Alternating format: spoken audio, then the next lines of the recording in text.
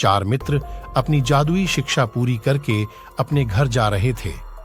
उन्होंने अपने विद्वान शिक्षक से सभी शास्त्रों के साथ साथ अन्य अद्वितीय शक्तियों में महारत हासिल की थी, लेकिन उनमें से एक मित्र के पास ज्ञान से अधिक सामान्य ज्ञान था, तो बाकी तीनों में सामान्य ज्ञान की कमी थी। घर जाते समय मित्रों को रास्ते में हड्डियों का एक बड़ा ढेर पड़ा हुआ मिला। विद्वान मित्रों ने सवाल किया कि यह ढेर क्या है। विद्वानों में से एक ने कहा, यह हमारी विशेषज्ञता को जांचने का मौका हो सकता है। आइए हम हड्डियों और मांस को एक साथ जोड़कर पता लगाएं कि यह कौन सा प्राणी हो सकता है। अन्य 2 विद्वान तुरंत सहमत हो गए, जबकि चौथा विद्वान इतना आश्वस्त नहीं था। उसने सोचा कि ऐसा करना शायद सुरक्षित नहीं है। वह जानता था कि इतनी बड़ी हड्डियों वाला जानवर डरावना होगा। उन्होंने कहा, मुझे लगता है कि इतने बड़े जानवर में जान फूंकने की कोशिश में हम जोखिम में पड़ जाएंगे। बाकी लोग तुरंत बोले, तुम्हें कौन पूछ रहा है? ये जांचने के लिए अलग हटें कि आपके विद्वान मित्र क्या प्रदर्शन कर सकते हैं। पहले विद्वान ने कहा, देखो मैं हड्डियों को एक साथ रखता हूं और अपनी शक्तियों से उन्हें एक कंकाल में बदल देता हूं। जल्द ही कंकाल ने आकार ले लिया। दूसरे विद्वान ने कहा, मैं अब कंकाल पर मांस और खून लगाने के लिए अपनी शक्तियों का उपयोग करूंगा।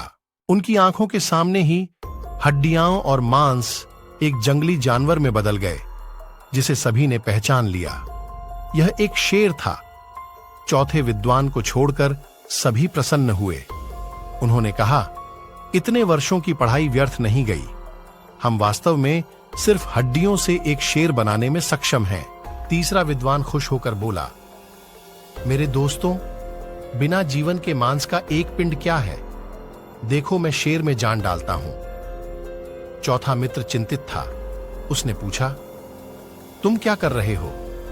यदि तुम सिंह में प्राण डालोगे तो वह हम सबको खा जाएगा। ऐसा मत करो मेरे दोस्त। लेकिन तीसरा विद्वान चौथे विद्वान की बात से चिढ़ गया। उन्होंने सवाल किया, जब इन दोनों ने प्रदर्शित कर दिया है कि वे कितने सक्षम हैं, तो क्या आप यह सुझाव दे रहे हैं कि मैं अपना कौशल दिखाने के अवसर चूक जाऊं? चौथा विद्वान इस बात से खुश नहीं था कि उनके निपुण मित्रों के पास यह देखने की क्षमता नहीं थी कि शेर के जीवित होने पर उनका क्या होगा। इसलिए उसने अपनी जान बचाने का फैसला किया और एक पेड़ पर चढ़ गया। तीसरे विद्वान ने शेर में जान फूंक दी।